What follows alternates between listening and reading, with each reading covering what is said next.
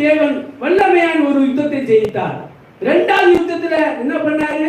வெறும் 300 பேரை வைத்து 1,20,000 ஜனங்களுக்கு மேலே ஜெயித்தார். இப்ப எகிப்திலிருந்து இஸ்ரவேலை கூட்டிக் கொண்டு வருவதற்கு அவரே இறங்கி எல்லாத்தையும் முடிச்சு விட்டார். அல்லேலூயா. இது மாதிரி பைபிள்ல ஏகப்பட்ட யுத்தங்கள் இருக்கிறது. எந்தெந்த யுத்தத்திலாம் தேவன் இருக்கிறாரோ அந்த யுத்தத்திலாம் தேவனுடைய நாமம் மாத்திரம்தான் மகிமைப்படும். தேவனுடைய நாமம் மட்டும்தான் மகிமைப்படும். இன்னைக்கும் அதே சொல்றோம், அதே களத்தை நான் சொல்றேன். தேவன் ஒரு அற்புதத்தை செய்யறாருன்னா அது தேவனுடைய நாமம் மட்டும்தான் மகிமைப்படும்.